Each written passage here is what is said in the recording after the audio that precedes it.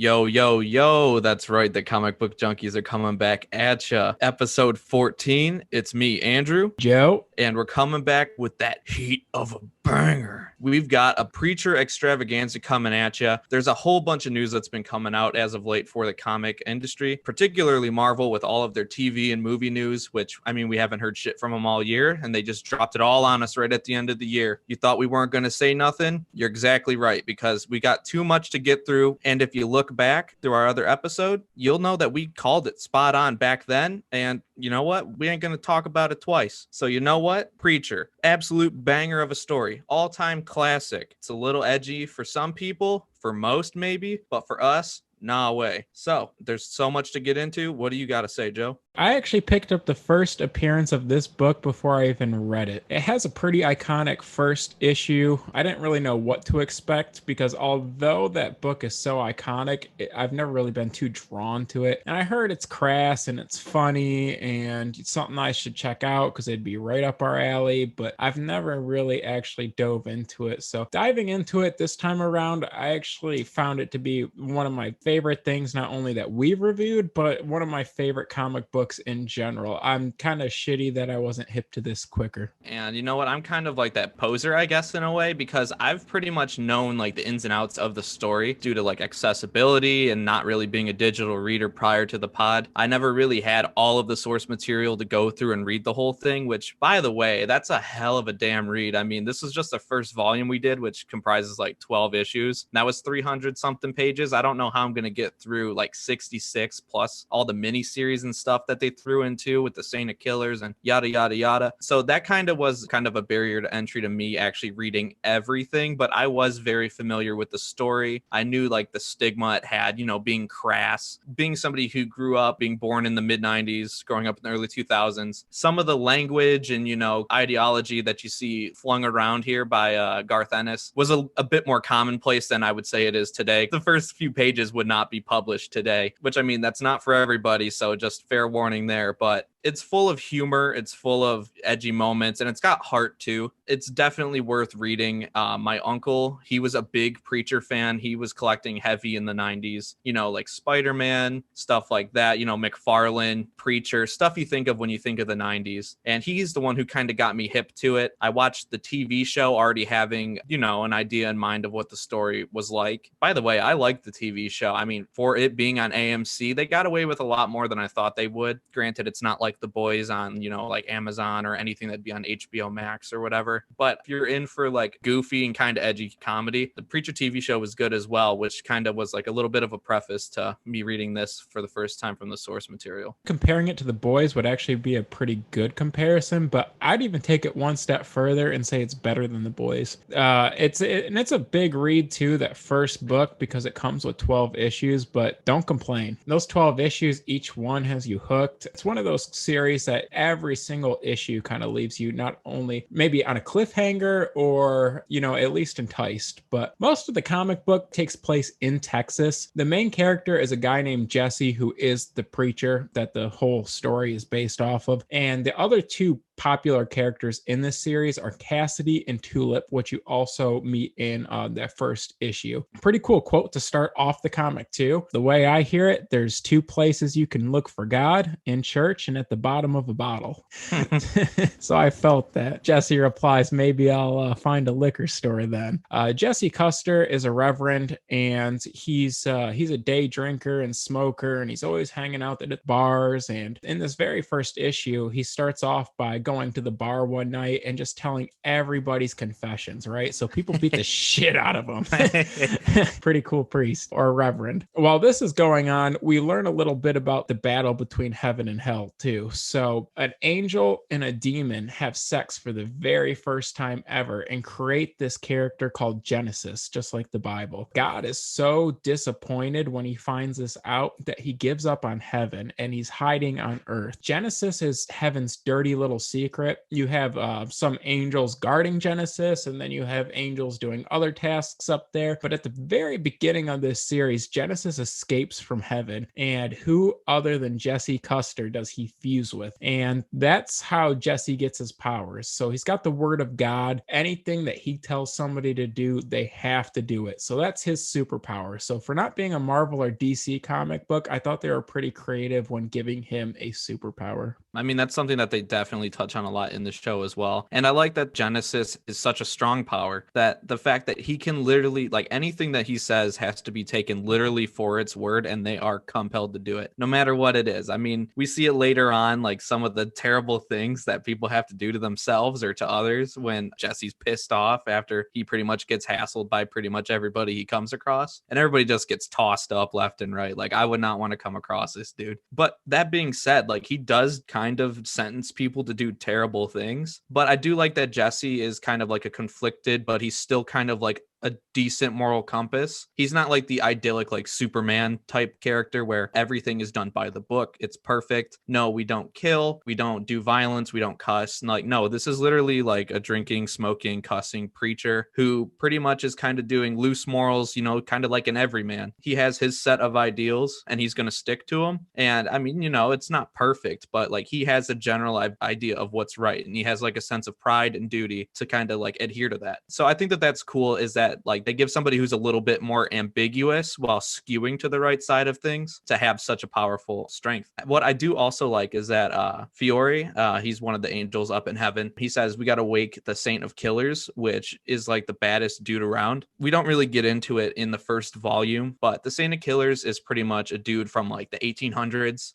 He's pretty much got like a black soul. He's like evil. There's a whole bunch of other backstory that makes him this way. Like he's really just a real bastard. He's pretty much impervious. Nobody could shoot him. He has these two guns that literally don't miss. They'll kill anybody pretty much. So he's pretty much kind of like Michael Myers in a way. He's not running after Jesse or anything like that. He's just slowly walking wherever Jesse is, you know, hunting him across the earth. So I really like that, especially with how they first confront the Saint of Killers and just, you know, how pissed off he is. He ends up being a really good villain all throughout the series, not just in this volume. The series has a great supporting cast. You mentioned there's the Saint of Killers, which is the main villain in the first story arc, if I had to assign a villain. And then, you know, I mentioned Tulip and Cassidy. So those are the two people that he travels with most of this comic book. So Tulip is his ex-girlfriend, and Cassidy is just a mutual friend of Tulip. At the beginning of the series, when Genesis fuses with Jesse, it's at a church, and the whole church explodes and kills everybody in the church. Upon that church exploding, Tulip and Cassidy are driving by in a truck, and they see it, so they go check on him. Obviously, Tulip recognizes her ex-boyfriend, and all three of them reunite. The reason they broke up is ambiguous throughout the whole series, because apparently they've been together for a very long time, and then just one day he kind of humped and dumped. There's just one day where he just didn't show up again, and she never understood that. Upon them reuniting, he actually develops a pretty good relationship with the character Cassidy, because Cassidy is kind of just like him. He's a good guy, but he also doesn't really play by the rules. He just kind of does what he sees fit to get out of whatever situation that they're in. But it's basically those three versus the Saint of Killers and Jesse's quest to find God. And because he has the power to make people do whatever they say, he wants to meet God to basically out him so that he'll tell the world why he gave up on heaven. Kind of just stepping back, there's like a really nice way to sum up how Jesse and Cassidy kind of just bro down. It's called Dudes Rock, and that's because dudes do rock. And you know what, you could just make a bro anywhere, dude. And like they just get on. They just like all the same shit, you know what, drinking, getting rowdy, but they all kind of band up together. They're all gonna go on the trip. Cassidy's really, he's just there for like the fun of it. He really has no personal stakes in this or any attachment to any of these people. Through the story, you find out that he is a vampire, an Irish vampire, due to him always wearing shades, sleeping under tarps in the back of a pickup truck, you know, silly shit like that. And then a bunch of shit goes down, and Jesse pretty much calls him like a heathen. He's like, get out of here, you rascal, and makes him leave. Like, it's like, why are you so rude to the guy just because he's a vampire? You were chill as hell with him just a few minutes ago. You know, that's getting ahead of things too. I also want to talk about how Eugene, well, Arseface gets set up and how his little backstory develops, because through the series he also becomes more of a major player. So we've obviously seen Sheriff Root, who's got quite the colorful vocabulary. We see him when the church in Anvil blows up. So we find out that his son idolizes Kurt Cobain, and he tries to do the exact same thing Kurt Cobain did, except he fucks it up. He goes through like all these surgeries and it just looks like a giant asshole, and he can't speak in words anymore. He just goes and they have translations for it, which is hilarious. I mean, Eugene's story is not funny. I mean, it should be really sad, but Garth Ennis has a twisted sense of humor, so pretty much every sad thing that happens to Eugene also is like simultaneously hilarious. But you know, we meet Arseface. He's trying to be cool. Sheriff Root's disappointed in him because his son's a fuck up, and then he even fucked up killing himself. And Sheriff Root's a hard ass. They pretty much all show up to the bar that Cass and Jesse are fighting at, and I just love all the like little one-liners and zingers that Cassidy's throwing out the whole time, like the bunch of hillbillies that they're getting rowdy with in the parking lot. He calls them Country Joe and the Dick Cheese Posse, and I thought that was fucking hilarious.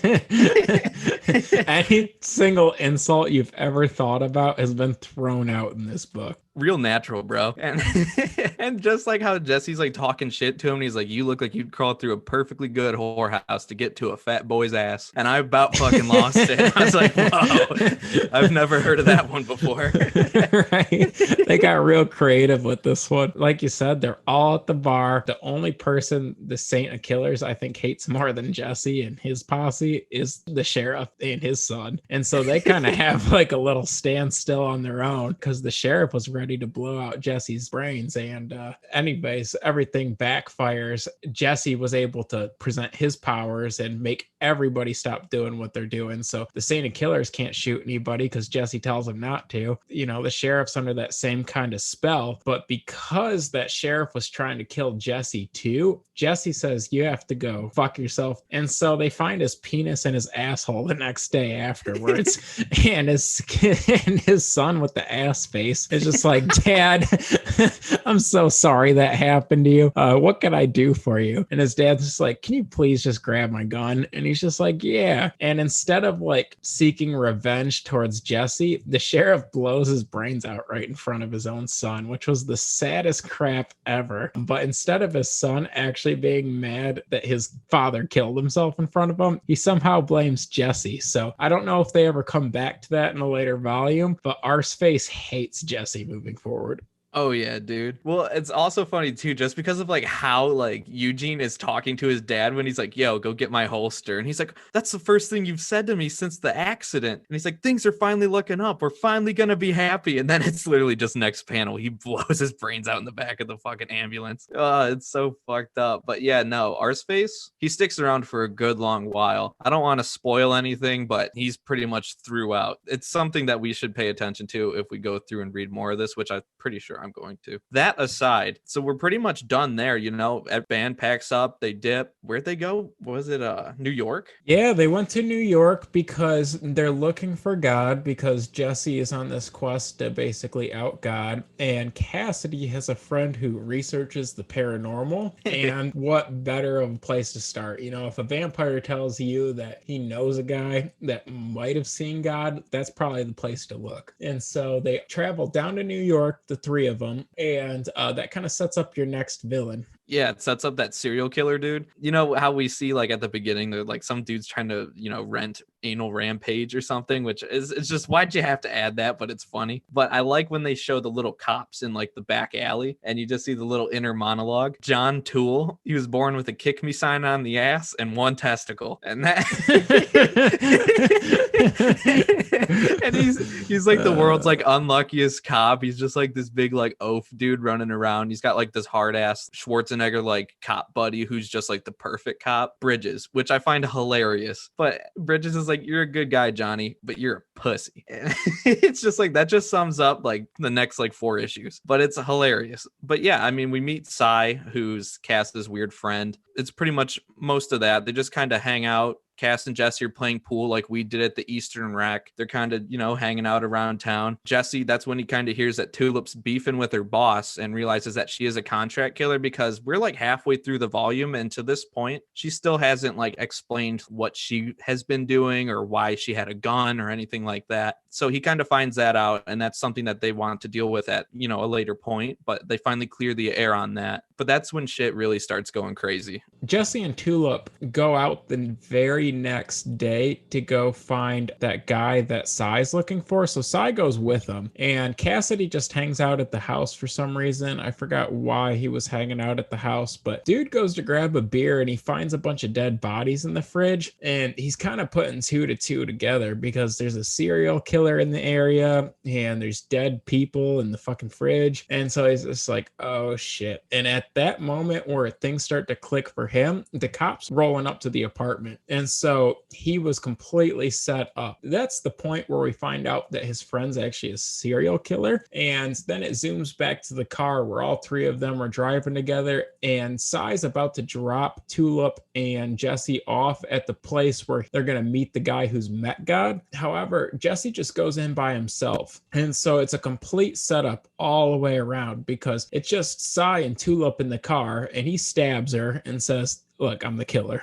Crazy surprise. And Jesse walked in right into the detective that you were talking about. And the guy is thinking, I'm a reporter by my 9 to 5. So I get credit for catching the serial killer by giving Jesse straight to the detective. And I left Cassidy at my house with a bunch of dead bodies, and the police are about to arrest him. So they're going to think the serial killer's the both of them. I'm off scotch-free. I made a headline because I'm a reporter, and nobody else is looking for me because they solved the crime. So it's the perfect scenario, and there's not much Tulip can do, but that kind of sets forth that tense situation that you have in almost the second story arc of this volume. This part rules. So all of that shit happens, and you kind of have that hunch, because it's who else could the serial killer be? Why would they include it? But you kind of suspend your your beliefs, your disbelief, and you're kind of oh yeah, I'm just going along reading the story. I don't know how it's really gonna go. And then shit kicks into high gear. So Jesse's in the dude's house, which is really Bridges, who to this point has not come out of the closet, and he's in full ass BDSM gear, getting fucking tossed up by some random dude. And he says, who the fuck are you? And Jesse walks in. He's like, I'll be leaving. And he says, no, you're not, dude. You're going to ruin me. And then they have a full-on fist fight in BDSM gear versus a preacher in the middle of his apartment, which was fucking hilarious. It's what? Dude, you ain't chafing in that thing. But rock out with your cock out. Dude, you got a sore butt. How you throwing punches? But anywho. Jesse's actually kind of strong. No, Jesse's strong as hell, which we find out why later. But yeah, he's kind of got him on the ropes at first. He's going to whoop Bridges' ass. But then obviously Bridges is an elite cop and starts beating him up. I wouldn't want to get beat up by a guy dressed like that. But besides the point, Cass back at, Sai's apartment, he stabs himself in the throat to avoid getting caught, because it's the middle of the day. He can't go outside. He'll burst into flames. He's surrounded by all of the NYPD. So because he's a vampire, he can stab himself in the throat and fake his death and still survive. As long as he gets some blood or whatever, but he can live. I thought that was so genius. There's a bunch of dead bodies in the apartment, and by him shoving a knife down his throat, what are they gonna do? So they put him in a body bag with everybody else and send him off to the morgue. It's totally genius, which I was like, that makes so much sense. I'm glad he got out of it that way. But because they wrap up things there so quick, because they're like, oh, obviously he just killed another guy, they go ahead and they get to Bridges' house, because they find out that that's where they're going. And that's where Tool walks in, and he's like, what? Bridges is all embarrassed because he didn't let Tool know that he's gay, because he was just talking shit about gay people when they were driving around town. So Tool's there to save the day, though. He sees that, Sai's got a gun and everything out, and what does he do? He fucking fumbles it again, dude. He slips on some fucking puddle of jizz and fucking Tulip has to save the day, dude. It's god damn it, Tulip, you suck, bro. Not to mention, he got T-boned at an intersection right before that. He somehow survives, gets there, and then slips on jizz. And he's like, I don't want to even think about what I just slipped on there. He's like, I got us all killed. How embarrassing, bro. That is embarrassing, bro. And it really takes Tulip busting in the place to kind of be like, okay, Jesse can get his powers back, tell everybody what they gotta fucking do, and so that everybody's safe again. So Jesse pulls a gun on the serial killer and blows his fucking brains out. He says, "Detective who slipped on jizz, you can take credit for arresting the serial killer because you're going to get a promotion. Yeah, you're a hero. But because I can tell you ever what I want, I'm going to tell you the next day that you have to do me a favor." He doesn't want the cops looking for him after this. And so he makes that cop basically put in some information in whatever database that he uses that Jesse's actually dead and nobody should be looking for him moving forward. So at that point, he also gets tipped off that, while he was putting in that information, that Jesse's grandmother was calling and she really wanted to speak with him. And you could tell Jesse instantly is like, fuck. Face is sweating. He's like, well, I don't want to deal with that. But also Tulip, they're getting ready to go back down to Dallas and deal with McAvoy, her boss, her hitman boss. But they're in there. Jesse's talking that shit. I mean, it's only two of them against a bunch of goons. We haven't met him yet. Jody comes in and shoots the whole place up. Word doesn't work on him either when Jesse tells him to stop, which is scary as shit because it even worked on the Saint of Killers, but it don't work on old Jody. And he says to McAvoy, he says, "Suck on the devil's pecker," and fucking shoots him, bro. It's just, it is wild. Yeah, this whole time to like the first like 7 or 8 issues or whatnot, Tulip has a mystery of her own because her and Jesse have been broken up for so long. Jesse doesn't know what she's been doing this whole time. And the same thing for Jesse. Like his history is pretty ambiguous too, because Tulip doesn't know why Jesse broke up with her and why he's been gone this whole entire time. And they're doing all this shit, but none of them have explained to each other what actually happened. When he finds out that she was a hit person during this whole time, and then they go to tell her boss that she doesn't want to do it anymore, this dude named Jody comes right through the room and fucking kills everybody and takes the both of them away. Cassidy at this point, after they went down to New York, says that's been enough excitement for him and he doesn't really want to hang out with them anymore. So he'd pay Tulip's like medical bill, but he's done. I'm sure he comes back later in another volume, but this is kind of where you get to know, a little bit of the relationship between Tulip and Jesse. So they really get to know each other moving forward, and then we really get to know Jody and his sidekick TC, and obviously Jesse's grandmother. They pretty much go head down to Angelville, which has nothing to do with angels. They're shitbags. But it's down on the Louisiana-Texas border, and they just come rolling up in like this shit shaker. And, there's a bunch of hillbillies outside and burning crosses on the lawn. And we find out this is where Jesse grew up. You wouldn't tell it because, Jesse can be a little bit of an asshole, but he don't act like these folks. And Grandma's pretty much got the scoop on everything, that old bitch. They're going to take Jesse and pretty much kill Tulip because she wanted her Jesse back and she's going to get him. She's like, get rid of her. She's a distraction. That's so fucked up. They roll up to Angelville because Jody and TC got them like obviously handcuffed and the word of God doesn't work on them. They roll up to Grandma's estate and Jesse and Tulip are locked in the basement together and they have till midnight to hang out with each other just so they can say any last words to each other, because Grandma wants Jody and TC to kill his girlfriend Tulip, which is pretty morbid. I guess she didn't have big enough hips for them to birth the child of Jesse, and that pissed his grandma off, and so she wants her dead, calls her a whore. And then the two really get to understand why Jesse left her in the first place, and it's because of his grandma. His grandma has 2 servants working for him, so you got TC and you got Jody, who brought them there in the first place. And they've been around since Jesse's been a kid. So when Jesse was a little boy, they broke into his home with his real mom and dad. And his mom's the one that's related to his grandma. So what happens is that Jody takes the whole family by custody to Grandma's house, and Grandma says they have to live there forever. Jesse's dad thinks it's fucking bullshit and she's racist and weird and the family needs to leave. And so they kill his dad right there in front of him. And they have to hang out there for a little longer, but his mom wants to run away too. and they end up murdering his mom right in front of Jesse at like the age of 7. And it's really like the first time he's ever cried and the last time he's ever cried, because not only do they murder his parents right in front of him, they put him in some kind of casket and throw him in the lake where he's got enough oxygen to live, but no light and barely any food and water enough to keep him alive. And so his grandma's pretty fucked up. And it's because they have a family of priests or reverends, and she wants to keep up the tradition, and grandma's not taking any shit. At that point, we realize that Jesse and Tulip loved each other to death, and he wants nothing to do but to be with her. And at the time that he's ready to propose, they actually were the ones that kidnapped him, so he was never able to propose or say why he's dipping out. And that's why Jesse broke up with Tulip. He didn't want to, but they stole him and brought him back to grandma's house. And so he didn't want her to know about his fucked up family. And now she's finding out the hard way because she's about to pull a bullet in her head. Damn right she is. But let's not also forget all of the fucked up shit that happened,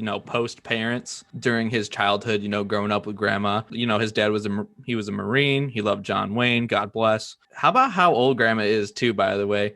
She had his mom at like 50 and didn't get married till like even later. And it's like, how old is she now? She's somewhere in the hundreds. Crazy. I don't even know. But I do like that Jesse kind of has like this sense of the pride he got from his dad, even though he had a short time with his dad. And, Jesse kind of has his imaginary John Wayne friend who absolutely rules. And I wanted John Wayne. And that's the whole reason why Jesse can't cry, is because John Wayne doesn't cry. So why would he? And then just also the fact that he only had one friend during this pretty much entire time growing up down in Angelville. And it was Billy Bob, the inbred Cyclops, who is fucking hilarious. They go fishing, bro, and all this other shit. They just shoot the shit and hang out all the time. It's like you and me. Yeah, dude. I don't know who's who, but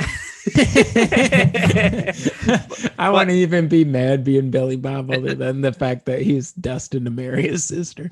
Yeah, dude, at the age of 16. They're sitting there on the boat. Do you ever think about who you're going to grow up and marry? Billy Bob says, sure as hell don't. I'm going to marry my sister. And it's like, it's like, okay, bro. Billy Bob literally has one fucking eye. But that's sad as hell, too, because he's got no parents, just Billy Bob and his dog and his television, because for some reason he's got that cool connection with John Wayne. And they're hanging out one day, and he's just like, you want to be my best man, Jesse? And he's just like, you know what, Billy Bob? I'd love to be your best man, even though you're married your fucking sister. And he ends up staying the night that night, and TC's in the barn fucking some chickens. And TC's starting to get some post-nut clarity and take a whiz outside. And then he finds Billy Bob in the... Pisses in his eye, in the bro. barn. Yeah. He finds Billy Bob in the barn, and he's just like, no way, did you hear me fucking them chickens? And he fucking kills Billy Bob, and he kills Jesse's dog. Or dude, at Jody least him does. and Jody does. Jody nailed it to a post. Jesse's got nobody at this point, and it's just so fucking sad to see everybody in Jesse's life not only just die and leave him, but like in a cruel, harsh way right in front of him. Dude, I know. And everything just goes wrong anytime you're anywhere around there. Like, he's always getting tossed in caskets and ponds, and like just longer and longer each and every time. Like, one time he said like a month. How do you not die? Regardless, like, they really whoop his ass into shape. And that's kind of when they really break him, is after all of that. Like, before he always had something to cling on to, but they literally took everything from him. And that's when he finally learns to, love God, because he really has nothing else. And that's kind of when he goes to preacher school, and John Wayne has words for him for doing that. John Wayne says, you know what? I never left your side, though. He's like, are you going to be a man, partner? You going to do what you have to do? And Jesse finally like bucks up, and he's like, you know what? I am about to do this shit. I'm a man. And then that's when like we get our giant climax of the end of this volume, because it really goes like full action from here on out. Yeah, Grandma tells Jody to blow Tulip's brains out right in front of Jesse. He does exactly that. And the sad shit too is she's just like, can I just say goodbye to him one last time? He doesn't even answer her. He just blows her brains out. And because Jesse's too man to cry, she's just kind of hanging out there, and they drag her body to some random room in the house, and he just has conversations with John Wayne, and just like, what do I do? And John Wayne's just like, fucking man up. You don't have parents, best friend, or your dog. He's just like, but you do have me. There's not enough good guys in this world, and you got to be one of them. And him being a preacher, I feel like that made a lot of sense to him. He's just like, even if I don't have anybody, I gotta be a good guy like John Wayne. And so he's determined to snap out of it, even though his girlfriend is just murdered right there in front of him by his grandma. Like, he's gonna get his. The good news is after that, God intervenes and he comes down to her, which we haven't seen his ass this whole time. And he comes down to Tulip pretty much to use her as a pawn in his game. We don't know what his scheme is, but he's like, I am the resurrection and you'll carry this message to Jesse and blah, blah, blah. He wants to resurrect her, make her tell Jesse, kind of back off. But Tulip, being stubborn as she is, she sits there and argues with him for what must be like hours. And he's like, you know what? Deal or no deal. He's like, I'm going to resurrect you regardless. He's like, you just better pass the word along. He's like getting tired of her shit arguing with her and like just the blatant disrespect of back talking God. He's like, you know what? We'll bring you back. Tulip comes back. Jesse finally mans up. And then that's when shit hits the fan because TC comes in to check on Jesse. Jesse and him get in a tussle and, Jesse grabs him and he starts bashing his face into the floor and TC's all tossed up. You don't know if he's dead, if he's just like paralyzed, like if he's just hurt, but he looks like a sack of shit just laying on the ground. Like Jesse beat his ass. Then he goes outside and he calls out Jody. That's the real challenge because like they could shoot each other, they could do this or that, and he's like, you wouldn't shoot me. And he says no. And then they fist fight like men, dude, because he's tried to do it when he was younger. He always gets a good few shots on Jody, but I don't know what Jody's made out of, but doesn't affect him whatsoever. And he beats the fuck out of Jesse pretty much every time. Last time he made him say uncle and like completely broke his arm. So this time, Jesse's more on a mission than he ever was then. He wants to beat Jody's ass for killing his dad in front of him, for killing his dog, for being, just a general asshole. Tells everybody in the vicinity to burn. And all these dudes start burning, melting down to skeletons, their skin's gone. Not Jody. He just like trudges through it and just jumps in the water. And like Jesse's like, oh, well, obviously I'm good now. I just lit everyone on fire. But Jody's big ass comes right back out. They just keep fighting, dude. Jesse even swings and hits him with like a 2x4 with a nail in it right in the side of the head. And he just pulls it out. Jody's like, what the fuck, bro? And just takes it out and breaks Jesse's fingers and starts smashing on his face. If I got hit with a nail in the head, dude, I'd be dead.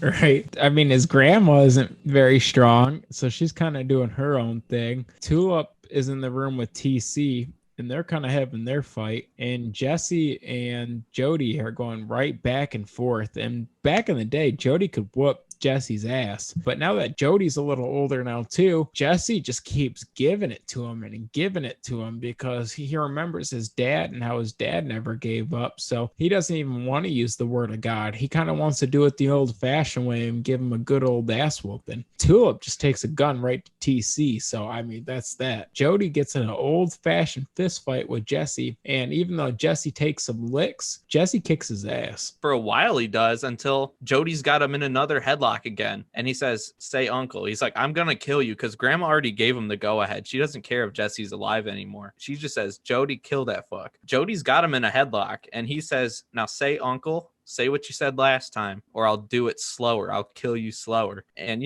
Jesse's got too much pride to do that. So what he does is bite in full on into Jody's arm and just rips out a chunk with his teeth. I keep up on my teeth, but I feel like I'd rip mine out trying to do that.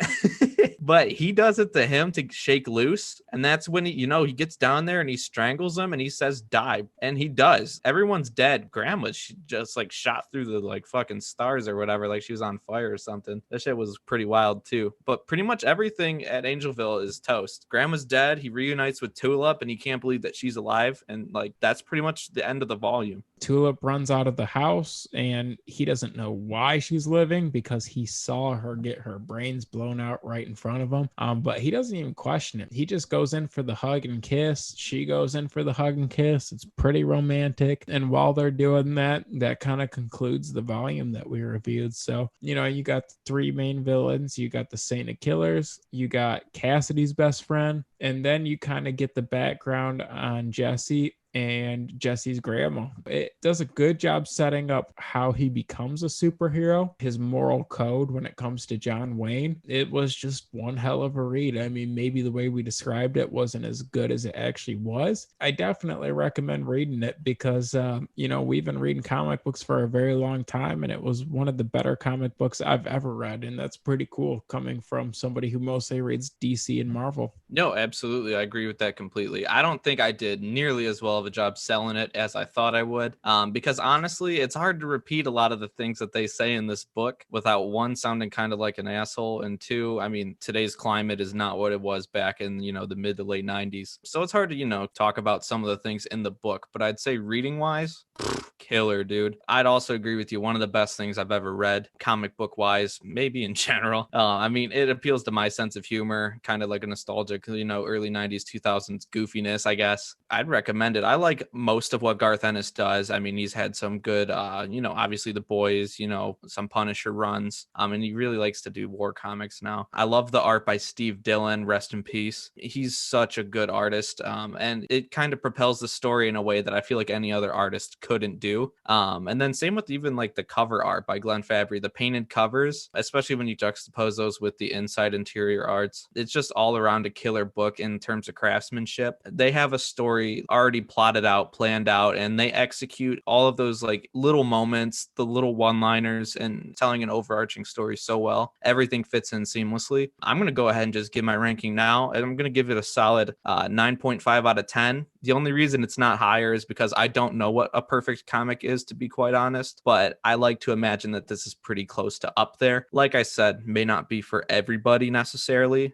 I mean, if you listen to us and you don't agree with some of the things that we laughed at, maybe don't read it. But I mean, if you were at least piqued your interest a little bit, I would definitely say worth it. And it's one of the better things I've read. I'd give it a 9 out of 10. It was damn near perfect. It's just that this isn't something that everybody can read. No. You have to be a certain type of person or, kind of like have a thicker skin to you. But it is damn near perfect, other than the fact that you can't recommend it to every single person, right? Because it isn't very a wholesome book, even though it's called Preacher. I like that Jesse, I like the personality of Jesse and the world that he lives in. I like that Jesse is also like Genesis in the fact that it's the perfect combination of heaven and hell. The art is awesome. Rest in peace, Steve Dillon. Even though I wasn't blown away by the first appearance in that first cover, the art interior wise, it's awesome. So I have a lot of respect for his art style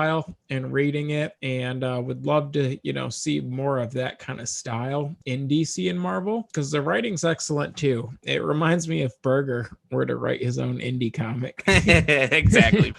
It was right up our alley. Many of the times in the comic book, Jesse consults with John Wayne because he sat in front of that TV and watched hours and hours of John Wayne. That became kind of his imaginary friend, and he loves to consult with them for like important life issues. So I really liked that too. It was like the closest thing that he had to a father. And the last little bit about the comic that I like is that Jesse always carries around this lighter. It's stainless steel, and because his dad was military, like Berger said, the lighter reads "fuck communism." It's engraved into it. Hell yeah. So I thought that was kind of cool too. It's fitting because his dad was in the military and fuck communism.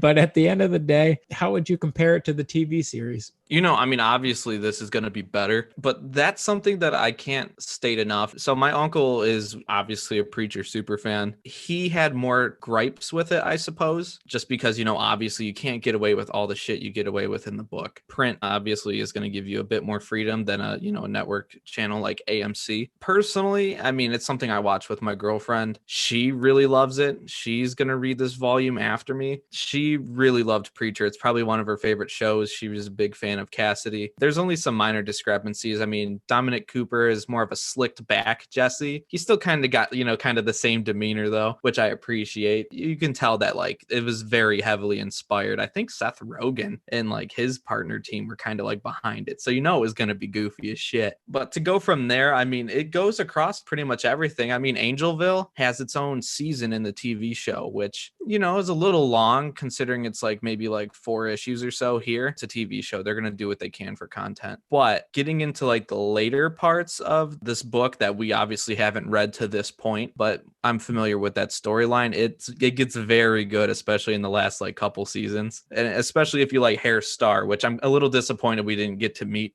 in the first volume. I think he shows up volume 2, like issue 17 or something like that. You would love Hair Star. He's probably one of my favorite villains. He's hilarious, dude. So he rules. You'd meet the High Father, who's also hilarious, that fat bastard. And then, obviously you get more into it with God and stuff. Saint of Killers ain't going nowhere. Eugene's not going anywhere. So I do like that, at least if you read this first volume, it lays down a lot of the groundwork pretty effortlessly for, the rest of the story, whether you watch the TV show or not. But trust me, it does get goofy, sacrilegious, and a bit edgy, like this book for being on AMC. So I would recommend it, but temper expectations because it can't go balls deep like The Boys or anything like that. If you like the TV show, if you've already watched the TV show, definitely read the comic because it's even better because it has more creative liberties. Maybe the way we described it doesn't do it justice, but being in the game that long, I swear it's one of the best comic books I've ever read. So regardless of what you're into, it's pretty well written and the art rocks too. So we both give it a pretty high rating. Burger, what do you want to do next weekend? You know what we're doing next weekend, boy. So, we've done a lot of book reviews. We like doing book reviews. I don't know how y'all feel about book reviews. Let us know. But, 2020 is winding down as of this recording. A lot of shitty things happened this year, but some good things happened too, especially in the world of comics. 2020 was great because it birthed CBJ. 2020 was great for us, but we don't want to brag too much. But you know what? There's a lot that went on this year, and a lot went on in comics. There was a shutdown, there was kind of some shipping issues with comics, but there were also some good new releases. There were some great stories we read. So I think it's best that we kind of venture down memory lane. We kind of look back fondly on this tough ass year, and we kind of think what was good in the world of comics, whether TV shows, books, what we've read, single issues that are currently coming out, all that stuff. You know what? We're just going to have a little bit of a send off to 2020 and look ahead to 2021. Some of that might consist of like what we've read so far and what we've liked and what we haven't liked. Maybe some of the actual stuff that we read on a regular basis. We might talk about that a little bit, and then maybe talk about some of the books that we picked up over the year. So just a general review episode because we've been working so hard for you guys to review these comic books. So I hope you enjoy what you've been listening to, and I promise we'll keep the excitement coming. Yes, sir. And just to wrap up, just and do some housekeeping, like I say every single week, make sure to like, subscribe, rate, review, whatever. It will help us out immensely, and we want to keep doing this for you. We just like to see that little token of appreciation to kind of help spread the word. Tell a friend. If you like comics, if you go to your LCS, go get in someone's ear and say, "Comic book junkies, bro, get on it. Feed your ears something good." Do that. If not, just share it or just keep on rocking on, keep listening to us. You can check us out on Instagram. That's our main hub. That's at CBJ Pod. Come, let us know, give us a comment, let us know what you want to see, what you want to hear. Find us on Facebook too at CBJ Podcast, or just search Comic Book Junkies. You'll see our big, beautiful faces on there. So you can also shoot questions to our email at cbjpod@gmail.com. If you have a question for us, we'll read it on the show. Just let us know. And then also, it's been long overdue before we give you our final send off. France, I know you're out there. If you made it this far in the recording, just know that we appreciate you. You keep rocking on with us every single week, and it's long overdue. CBJ is pretty international. We got like 1 or 2 followers from like 5 other countries. France, you're one of them. So thank you. Rock on, France. And to the rest of you guys, peace out.